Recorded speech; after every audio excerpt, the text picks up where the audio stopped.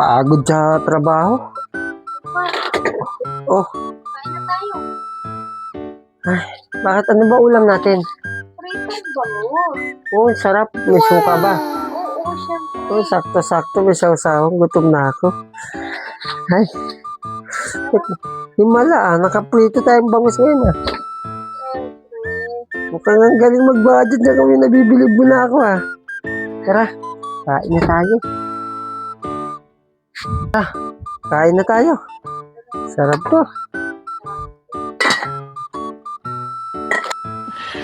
Sana all. Oh, ano to? Pritong bangus.